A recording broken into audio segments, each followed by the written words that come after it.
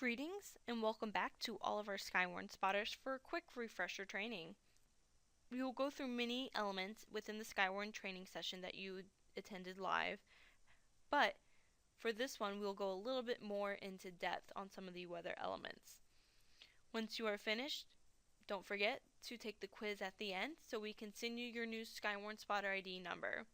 Thanks again and enjoy. So what is the National Weather Service? Well, we're a federal government agency under NOAA and the United States Department of Commerce.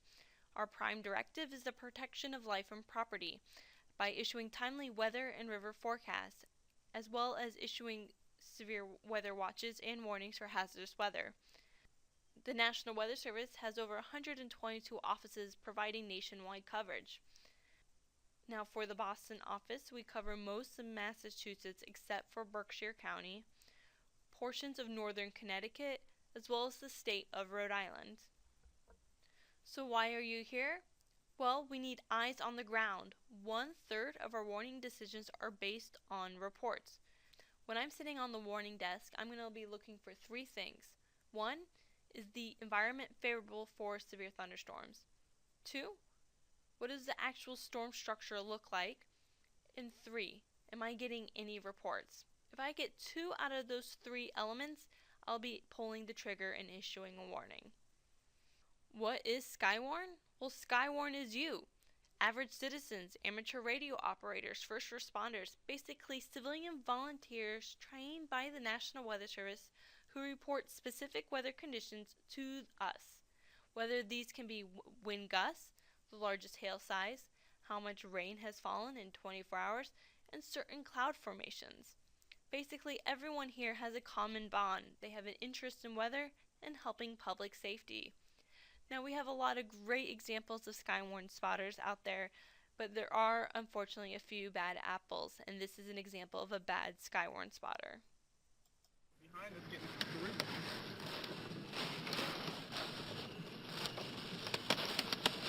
Yeah, I think I'm like driving through a tornado right now. Woo! I think we're driving through a tornado, people! Hold on to your feet! Woo! Definitely a tornado! Yeah! Woo!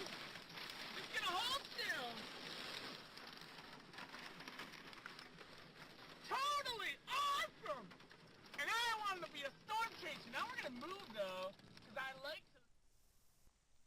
Now let's dive a little bit more into the statistics.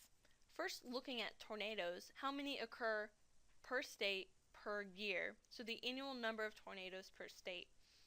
Now as you can see, your eyes are drawn to the center portion of the country. Texas, Oklahoma, Kansas, they usually average more tornadoes a year than we do here in southern New England. However, on average, Massachusetts usually sees 1 tornado per year, whereas Connecticut will see 2. Now, Rhode Island averages 0 tornadoes per year, but that's not saying that they don't get any.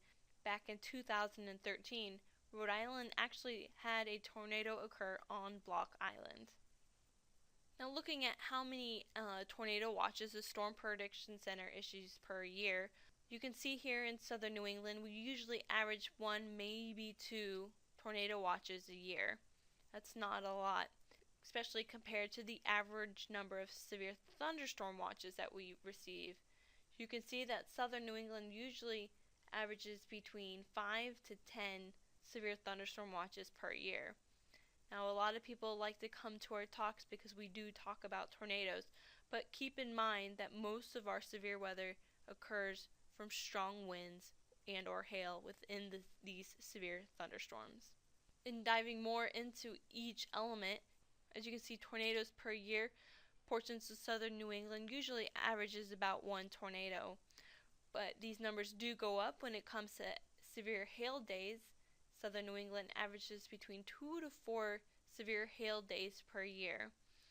And then finally, most of our weather does come from straight line wind damage. So our severe thunderstorm wind days per year averages between 5 to 13. Now this loop is just showing the probabilities of having severe weather within a given time frame throughout the year. And as you can see, for southern New England, our probabilities do increase beginning at the end of May into June.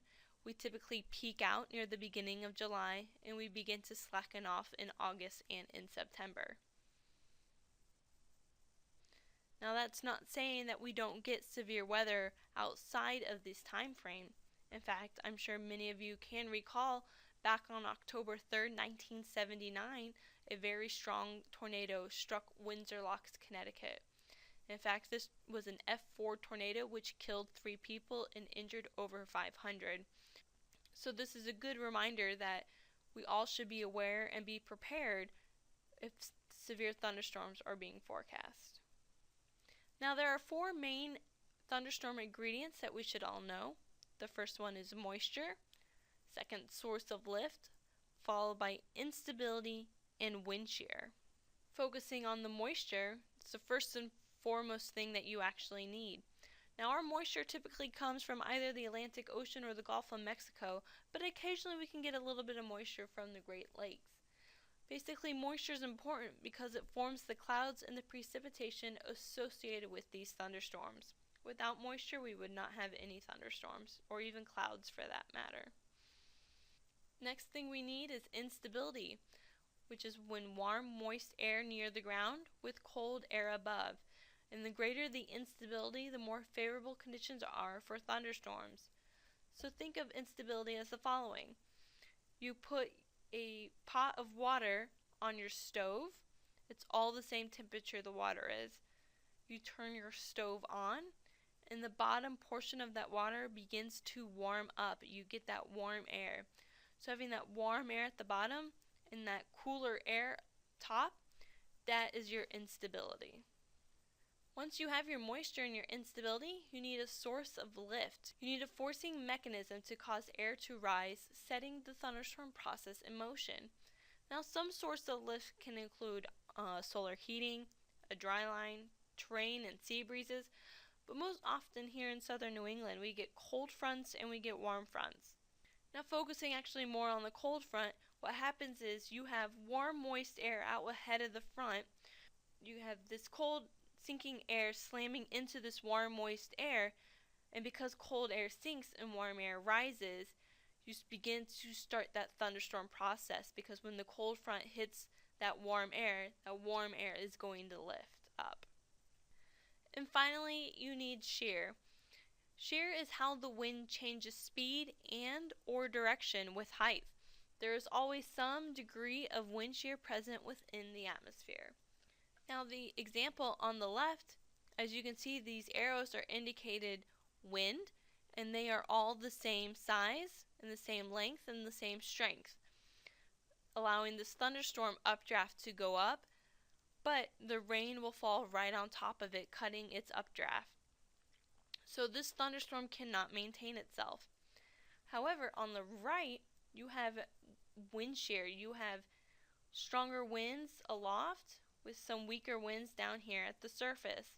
Now, because of these stronger winds, it tilts the thunderstorm over, and it allows the rain to fall out ahead of the storm, allowing for the updraft to maintain itself. So the updraft goes up, and then we get precipitation in the downdraft below.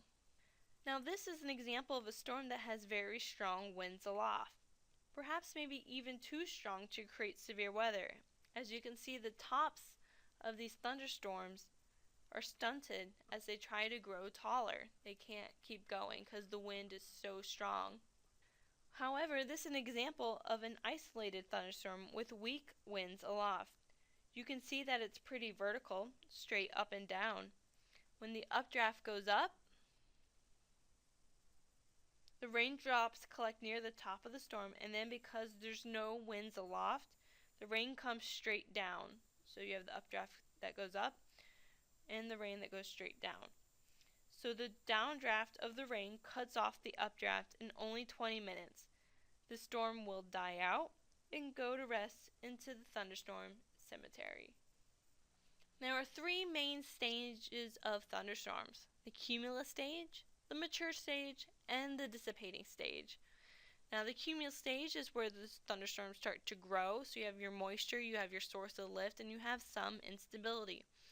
Now your mature stage is when you introduce the wind shear, allowing the storm to tilt over and that downdraft to fall out ahead of it. Mature stage is actually where we see most of our severe weather, whether it's hail or strong winds, depending on how strong the downdraft can be. And then finally you have your dissipation stage. That's when your downdraft just gets so large it cuts off the updraft and it just rains itself out. But to get all of this to occur, you basically need perfect timing. Alright, so I've got my trusty stopwatch and here they come down the hill. It looks like Ruben is in the lead and here comes Al. And this... Oh, jeez!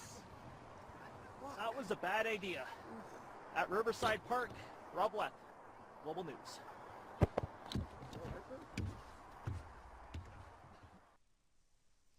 Alright, so we're going to watch that video again, but explain it just a little bit more. So it's all about perfect timing for events to occur. So think of him as the warm, moist air mass sitting out ahead of an approaching cold front, which is the sledder. So you can see once when he interacts, the warm, moist air goes up, and then he falls right back down. Now once when you have achieved perfect timing, you can have a single cell, multi-cell clusters, multicell lines, or even supercells develop. One thing that's very impressive about strong updrafts within thunderstorms is the hail that can develop. In fact, hail is an important indicator of how strong the updraft can be. The larger the hail means the stronger the storm updraft, and a stronger storm updraft can indicate a stronger storm. Before we dive into the different thunderstorms types, let's talk about how lightning can develop between cloud and ground. First, you have a moving thunderstorm, which gathers another pool of positively charged particles along the ground that can travel with the storm. A channel of negative charge, called a stepped leader, will descend from the bottom of the storm towards the ground. And finally, this positive charge reaches out to the approaching negative charge with its own channel called a streamer. And that's how we can get cloud to ground lightning. Now there are various different types of thunderstorms. You have the single cell, multicell cluster, multicell line, and finally the supercell. And we will dive into every single different type. But as you can see, as we step from left to right, the potential for severe weather increases with a low chance for single cell thunderstorms, with a significant severe threat potential when it comes to some of the multicell lines and even supercells. So focusing first on the single cell thunderstorm, they usually last about a half hour and can be occasionally severe. Mainly with these type of thunderstorms, you can get small hail, gusty winds, and minor flooding. And because there's not a lot of wind shear aloft, so these storms will go up, but the downdraft will cut off the updraft, and thus the storms will come down and dissipate fairly quickly. Here is an example of a single cell thunderstorm. As you can see in the video, you can see it from side to side. So here's an example. You can see it from side over here to the left and to side over here to the right. And here's what it would look like on radar. One little cell all by itself. Moving on to the multicell clusters, these can last 1 to several hours and they may become severe. Now they're clusters because there are a whole bunch of single cell thunderstorms near each other. Each updraft and downdraft will help intersect and develop more storms. So here we have a storm that's already dissipating, and as it's dissipating, it produces an outflow, which will allow for storms to increase and another updraft to develop. Now this will continue to develop throughout the several hours that the thunderstorms can be produced. Now multicell clusters can contain hail, strong winds, and even flooding. Here's a good example of multicell clusters. As you can see, there are multiple updrafts. So you have 1 here, 2, 3, 4, and 5 over here. Now each updraft is intersecting with the downdraft and can develop some severe weather. Here's an example of some hail falling in East Longmeadow. Looking at the radar, if you watch it carefully, you can see as a cell dissipates, another cell develops. So here in Fitchburg, a cell dissipates and another one develops. And this will continue as long as the atmosphere allows it to. Now moving along to multicell lines. Now these can last hours to even days and are often severe. Now with these multicell lines, you have a pretty strong downdraft and a decent updraft out ahead of the storm. And here's what it would look like top view. It's just a strong elongated line. Now these multicell lines can contain hail, damaging winds, and even some flooding. And here's an example of a radar image on June 9th, 2011. You can see this is a very elongated storm. It's a line, and it goes all the way from Maine into portions of New York. Another name for these multicell lines is called Squall Line, which is a line of severe thunderstorms that can form along and or ahead of the front or boundary. They're linear in structure and can be more than 100 miles long, as we just showed in the previous example. They are often preceded by a shelf cloud, which usually extends from horizon to horizon. So, usually the shelf cloud is located at the updraft and downdraft interface. So this is where the updraft and the downdraft will meet with one another. And here's an example of what a shelf cloud will look like as it's heading towards you. Now diving more into the shelf cloud, it marks the leading edge of the gust front and is usually produced by rain-cool air because it slopes down away from the precipitation area. So we can watch it as we put this video into motion. Here you have the updraft moving up and over the shelf cloud. Here is the downdraft moving out and down. It's coming out towards the right. As you can see, the clouds are sloping away from the rain, which is back here behind the line. Slopes away from the precipitation. So once when you get hit with the wind, then comes that rain cool air. A shelf cloud is a multi-shaped cloud and can be in the form of a triangle, paper towel roll, etc. It's usually attached to the storm base and slopes away from the rain. As you can see, here's an example of a shelf cloud with rain behind it. If you watch carefully, probably not a good idea with lightning in the vicinity on this beach. Again, this marks the leading edge of the updraft downdraft region. Here's the updraft and the downdraft out behind it. Once again, with squall lines, strong damaging winds can occur. Moving on to supercell thunderstorms, these can usually last a few hours, most likely to become severe. However, they are the least common up here in the Northeast.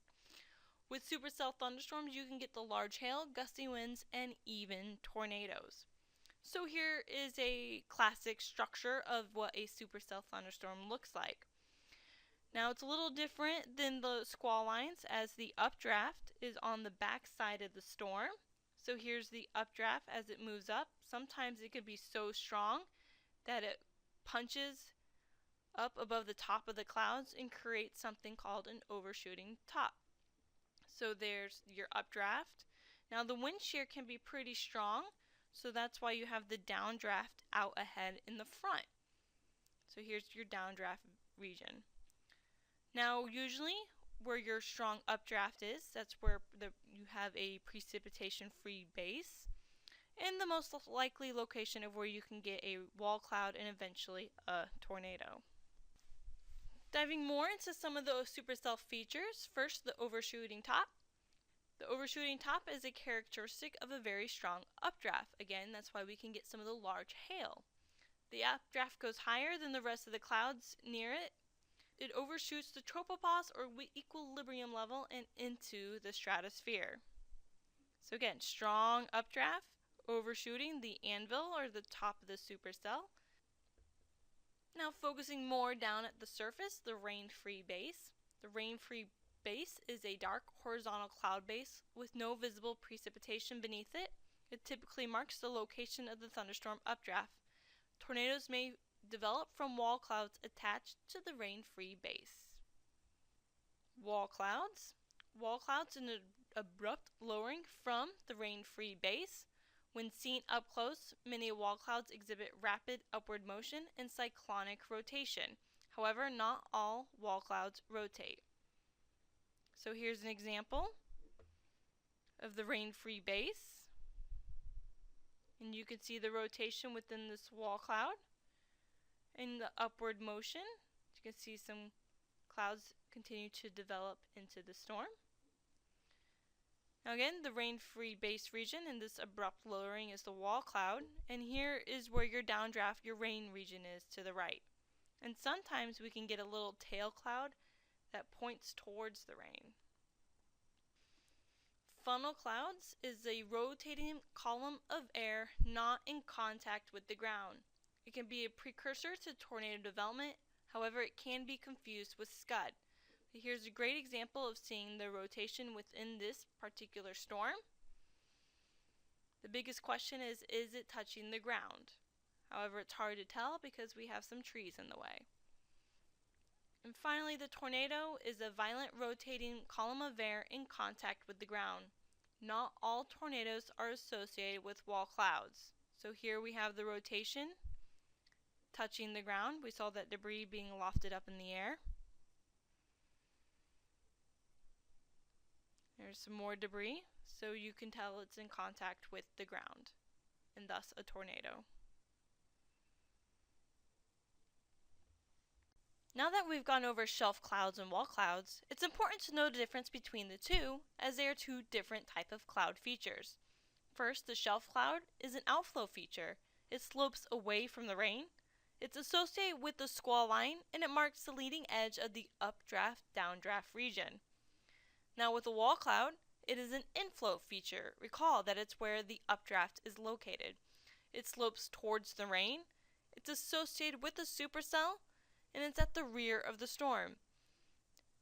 Spotters often see a shelf cloud and think they have seen a wall cloud, which is an easy mistake, since an approaching shelf cloud appears to look like a wall made of clouds. So as a spotter, it's really important to know the difference between the two. We'll go over a few examples. First, we can see a shelf cloud versus wall cloud example. Here's A. The radar image is showing a squall line. As you can see, it's an elongated feature. And here's what a shelf cloud would look like. It goes horizon to horizon, and it's sloping towards us with some rain in the background. Now B, you can see we have appears to be 4 different supercells, but focusing on just one. Here is what the cloud feature looks like. And here's the rain-free base with the wall cloud lowering. And here's where your rain is located. So A is the shelf cloud, and B is the wall cloud. Again, another example. Here's the shelf cloud. See as it slopes horizon to horizon, and it's sloping towards us with the rain on the back side. And remember, with the shelf cloud, you're going to get hit with the wind first, and then comes the rain. At the bottom, here is a rain-free base region. As you can see, here's where the rain is located.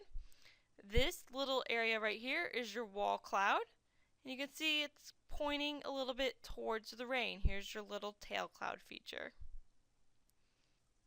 It's also good to figure out where you are and compare to storms. So here's an example of a radar, and here's an example of a cloud feature coming towards you. Now, do you think you'd be located at 1, 2, 3, or 4 if this cloud feature was coming towards you?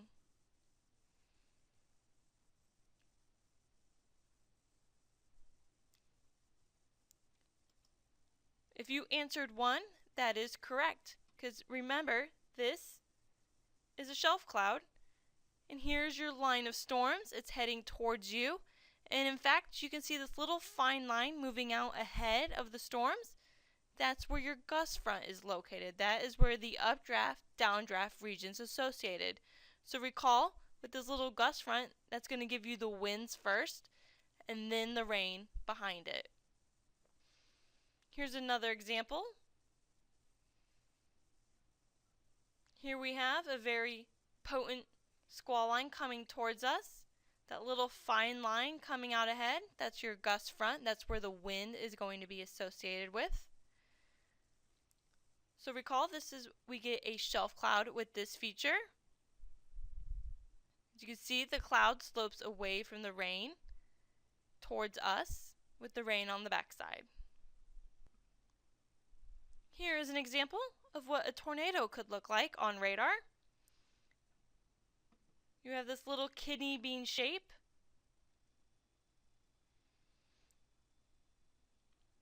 And here we are in Worcester. Now here's a video of the tornado. It's very hard to see, but you can see a little swirly motion right here as it moves off the screen. Here in southern New England, it is very rare to get long track tornadoes. Nevertheless, they can happen, as we all recall June 1st of 2011. But usually our tornadoes are very quick, and they usually are on the ground for 4 minutes or less. It is very important to be aware of your surroundings during severe weather season. As we just covered some of the basics and what exactly to look for, you should always observe the sky and your surroundings as you can become an active spotter. So you should always ask, where am I and where is the worst of the storm? Because we don't want you to put yourself in harm's way for a report. It's always important to know where the primary threat is compared to where you are located. In what direction is the storm moving relative to me? Because here in southern New England, it's not always easy to spot.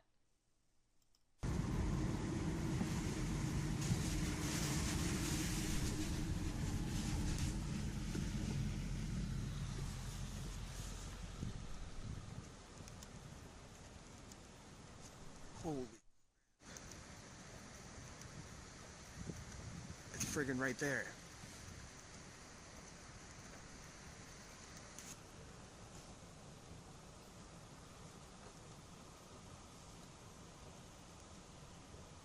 Dude, there's debris in the air.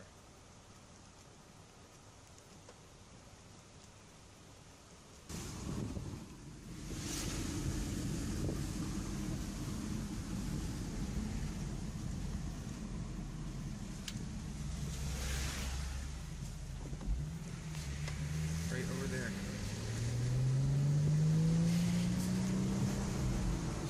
Holy, branches all over the place. Oh my God, it is a tornado.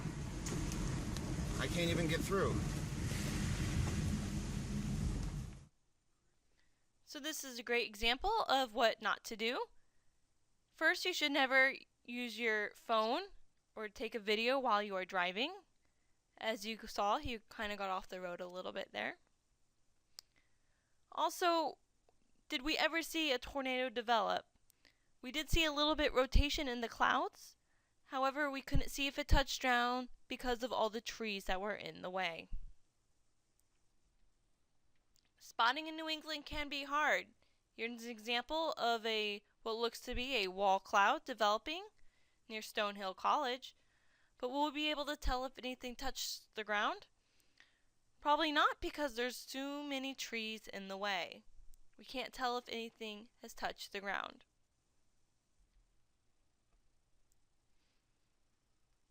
Rain-wrapped tornadoes are very common up here in New England due to the amount of moisture in the atmosphere.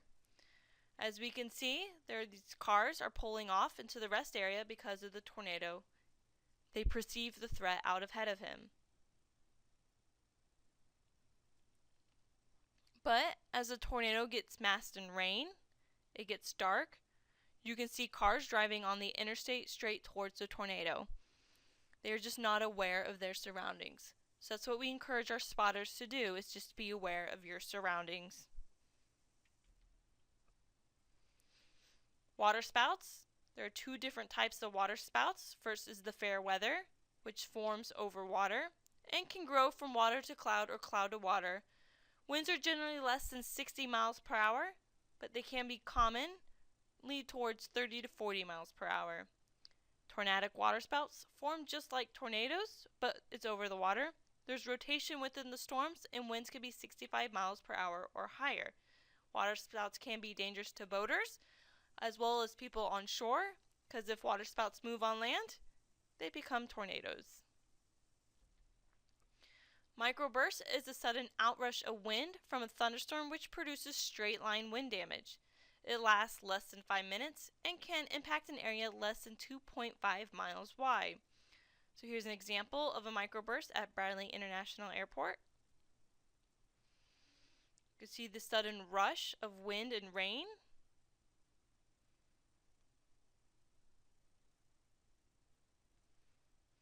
So again, the example, you have a lot of wind and rain held up in the clouds, and then all of a sudden the cloud feature cannot handle it anymore, so the wind and the rain just drop and they fall and they rush towards the ground.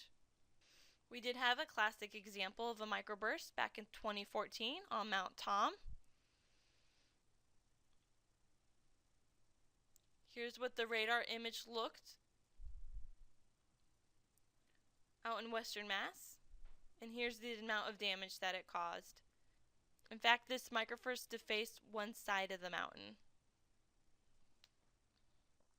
Lookalike clouds are cloud fragments that briefly resemble funnel clouds or tornadoes and hang low at the base of the parent clouds. Many people see these cloud-like features and they call them in, resulting in many false reports. Our first in many examples on lookalike clouds.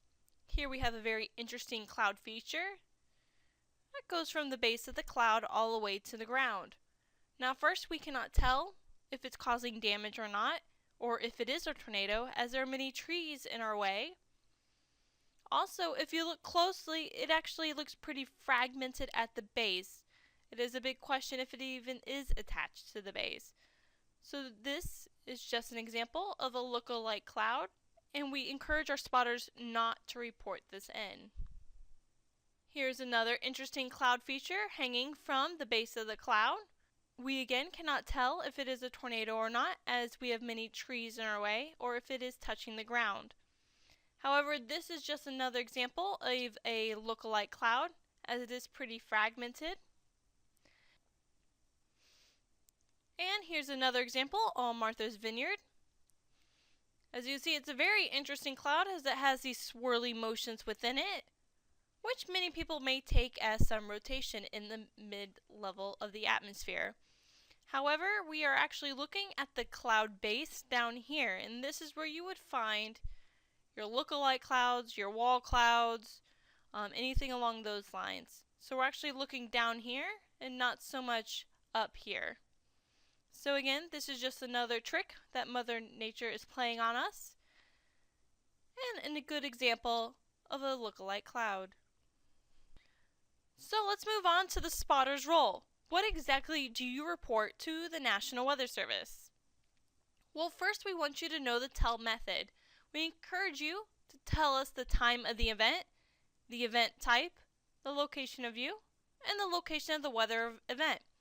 A good example, at 6 p.m. I observed a wall cloud.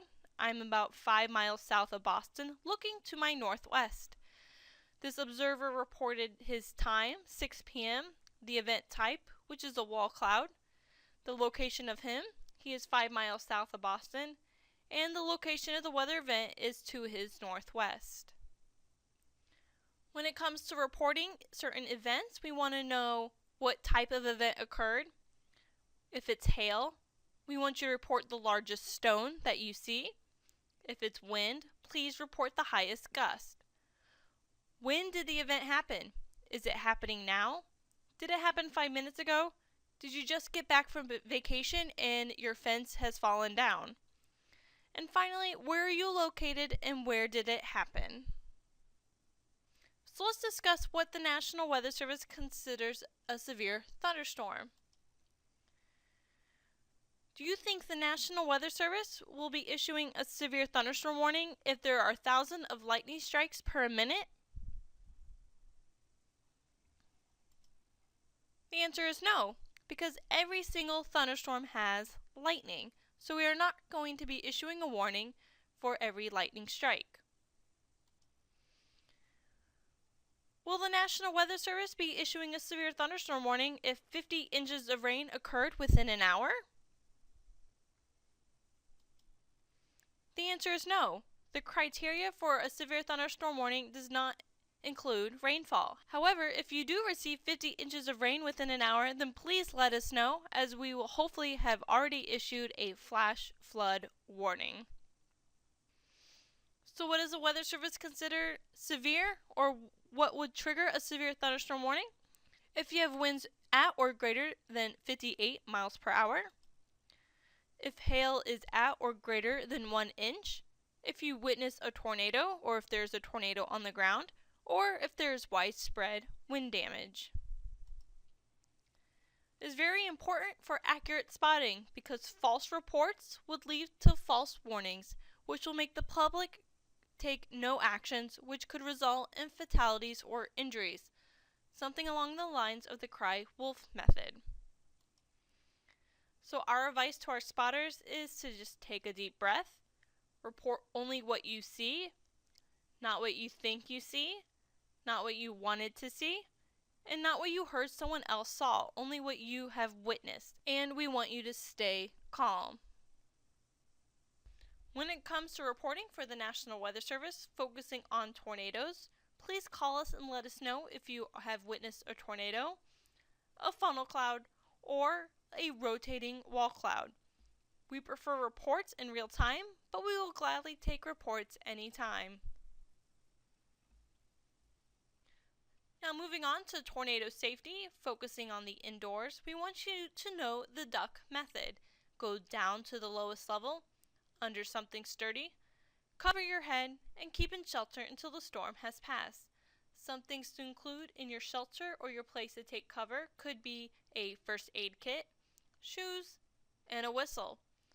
Well, we recommend shoes because many people, after coming home from being outside or at work, take their shoes off immediately. Some places of cover could be in the basement or a bathroom. So having shoes in your shelter would be a good thing. So if there is broken glass or damage within your home, you will not be walking on it barefooted. We also recommend a whistle because you can only shout for help for so long and first responders may not hear you. A whistle is a different set of tone in which first responders could possibly hear, and it won't take as much energy. Tornado safety within your car. What we recommend is to get out of your vehicle and get into a ditch or a ravine. Or, at last resort, if a ditch isn't near, the Red Cross recommends you buckle in and lower your head below window level. But frankly, up here in New England, we want you to find a reinforced shelter if possible. Now, I don't know about you, but I feel like these cars driving on the road are way too close to this tornado. And in fact, all that black stuff circling around it, that's debris that could be wood, and it could be thrown and penetrate right into your vehicle. So again, find a reinforced shelter if possible. When it comes to reporting for high winds, please call us and let us know if any healthy branches 4 inches in diameter or larger are down. Also, if you have a measured wind gust of 40 miles per hour or greater. If you experience any building damage, you have some power lines down, or even healthy trees are down. Or even if this happens in your backyard, probably a good idea to call us and let us know. And again, we prefer reports in real time, but we gladly take reports at any time.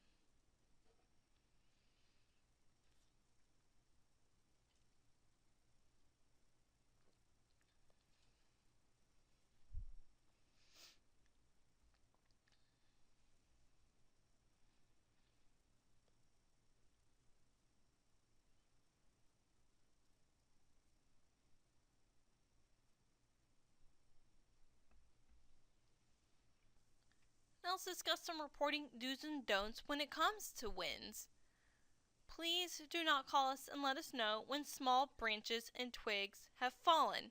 That can be due from a slight wind gust near 20 miles per hour. However, if a whole tree or large branches, again greater than 4 inches in diameter, are down, then please call us and let us know.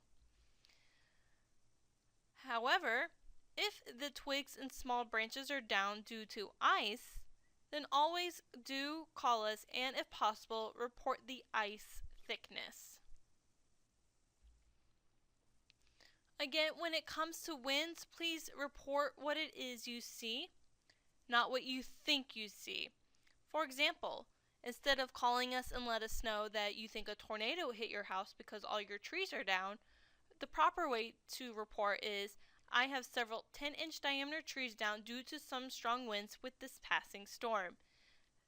If we see any rotation within the storm and we get your report, there is a high likelihood that we will send a survey team out to investigate the damage. And from that survey team, we will determine if you had straight line wind damage, tornadic damage, or even a microburst. So again, we encourage you to report what it is you see and not what you think or what you want to see. Hail. Please call us and let us know if you have pea-size hail or larger.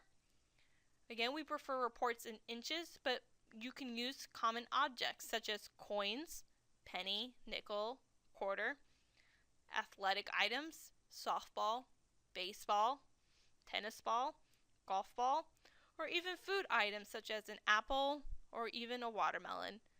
But please, we encourage our spotters to not call us and report marble-size hail. Why? There are many different sizes of marbles, and we are not entirely sure what size marble you are referring to. So again, please use common objects or use the ruler located on your spotter ID card. High wind and hail safety. Basically, if you are caught in a thunderstorm, use common sense. Know where you are in relation to the storm. Stay inside away from windows. Most manufactured homes are not built to withstand hurricane force winds. And please do not go running out into this video to try to grab the largest hailstone, because again, we want you to use common sense. Another threat when it comes to thunderstorms is lightning, so some lightning safety tips. We like to tell people when thunder roars, go indoors, or if you see a flash, dash inside. Most people are struck by lightning live, so it's okay to touch a person that has been struck. We encourage people to remain in cover until 30 minutes after the final clap of thunder. And lightning is the number 2 weather killer. We want people to be aware of the threat. Now across the country, most of the lightning fatalities occur in the summer months of May, June, July, August, and even September. Some more lightning safety information. For every death reported due to lightning, about 10 people actually survive. However, some of the survivors suffer debilitating and lifelong injuries. And as you can see from this graph, we have number of fatalities based on age and gender. And this goes from 2006 to 2014. Reporting do's and don'ts when it comes to lightning. First, please do not report lightning to your local National Weather Service office. However, please be aware of the lightning threat, because lightning is an underrated killer and it's the number 2 weather-related killer. And don't forget, when thunder roars, go indoors. When it comes to rainfall, please call us and let us know if 2 inches or more have occurred at any time, if 1 inch or more occurs within an hour or even less, if you observe river and small stream flooding, or if a stream rises out of its banks. We also want reports if you see cars floating down the river, if roads are washed out, or again, if rivers rise over their banks. And 6 inches of swiftly moving water can knock an adult off of his or her feet, and 2 feet of water can make most cars float away. So when it comes to reporting, especially on street flooding, please let us know if 6 inches or more of water depth is across the whole road, or if the road is closed due to flooding. So looking at the photos, which picture do you think depicts street flooding? The answer would be Southborough. Why? Because you can see the water is already reaching to the hood of some of these cars. Whereas here, it's just ponding of water on this parkway. So looking at the safety of flooding, we encourage people to remember this saying, turn around, don't drown, because 6 inches of swiftly moving water can knock an adult off of his or her feet, and 2 feet of water can make most cars and trucks float away.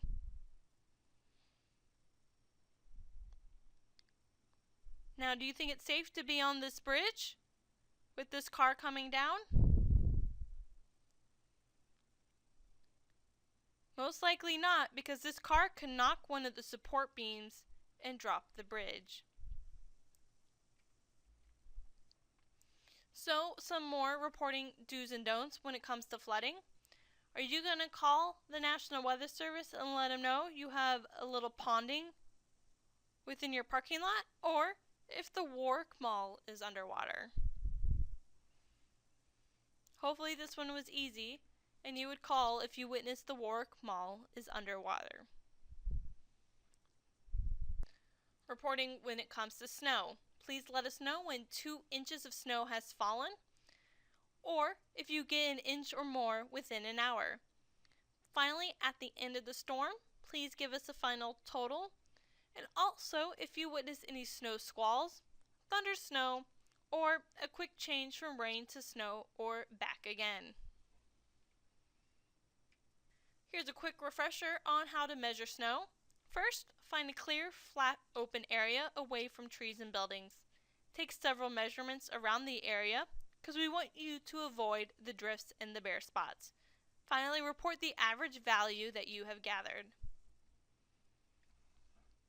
When it comes to coastal flooding, please call us and let us know if you have any structural damage or any beach erosion. If you are interested in becoming a coastal flood observer, please go to http://stormreporter.stormsmart.org.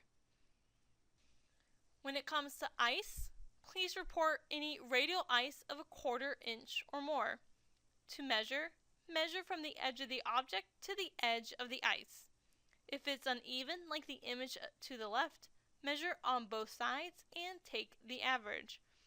Again, we want you to report a change from snow to sleet or freezing rain, rain changing to snow, or rain at temperatures in the 20s or below, because chances are you are having black ice. So some winter safety tips. First, you need to be prepared. Winterize that disaster kit, whether it's in your home or your car. Throw a couple extra blankets in your car, a shovel, some kitty litter, a water bottle, and a granola bar. Have a plan in place. Gather information about the hazard. Meet with your family to create a plan. Implement that plan and practice and maintain your plan. And know what to do if you're caught, whether you're driving or you're even outside. Do you know the symptoms of hypothermia and frostbite? And do you know how to care for them? Again, we really want you to be prepared this upcoming winter season. And lastly, when it comes to reporting on hurricanes, if possible, please report the following. Rainfall, so we can assess the flooding potential. Wind, where wind instruments are still available. Any structural damage, stream flooding, coastal flooding, and the extent. But please keep in mind, safety is number one when it comes to hurricanes. Some hurricane safety tips. There are 5 rules of thumb that everyone in New England needs to know about. First is any tropical system with a name in the Bahamas has the potential to quickly impact New England. Do not concentrate on when the eye is going to make landfall. Be aware of where you are with respect to the track of the eye. Run from the water and hide from the wind. And be prepared. It is important to be able to be self-sufficient for 3 or more days. So for a quick overview, when it comes to reporting, remember the tell method. The time of the event type, location of view, and the location of the event. Don't forget there are 4 different thunderstorm types, the single cell, multicell line, multicell cluster, and finally the supercell. and always have a plan in place. Gather information about the hazard, meet with your family to create a plan, implement your plan, and practice and maintain your plan. Now for a quick review. What type of weather would you expect? Definitely an interesting cloud feature. It appears it stretches from horizon to horizon.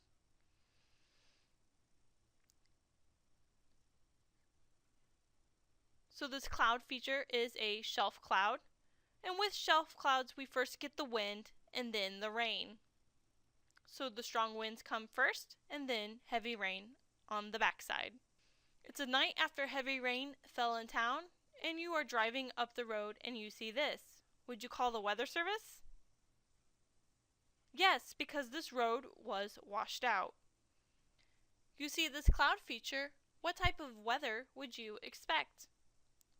Well, it's a very interesting cloud feature. Here is the rain-free base region. Perhaps this is a wall cloud, or even here, perhaps a funnel cloud. However, we cannot tell because it is a still image to see if there is any rotation, and also if it does touch the ground, would we be able to see it? No, because there are trees in the way. So this is a very interesting image, probably an example of a cloud feature I would like to watch for the next 5 to 10 minutes to see if it develops into something. It's a cold winter's night and this is happening in your backyard. Would you call the weather service? Certainly, because this is coastal flooding. You are getting splashed over and it's possible you may even get minor coastal flooding. You're cooking on your back porch and you see this. Would you call the weather service? Well, again, it's a very interesting cloud feature. It has that kind of tornado or funnel cloud shape to it. However, you can tell it is very fragmented here on the side, and you even have some low clouds way down here. However, if this did turn into something, would you be able to see it if it touched the ground? Unfortunately, no, because you have this fence and these trees in the way. So this is another example of something I would wait and watch for the next 5 to 10 minutes.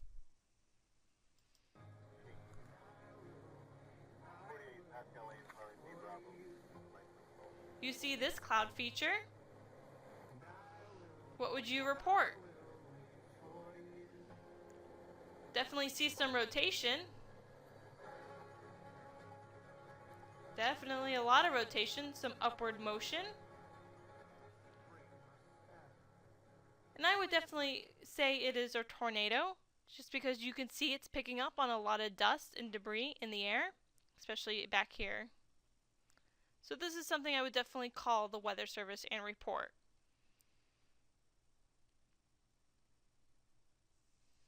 Now that you've taken the refresher training, don't forget to take the quiz. You can find this on our webpage, weather.gov/box/SKYWARN. Click the resource tab and make sure you click on the training quiz. This will let us know that you took the refresher training and we can document you.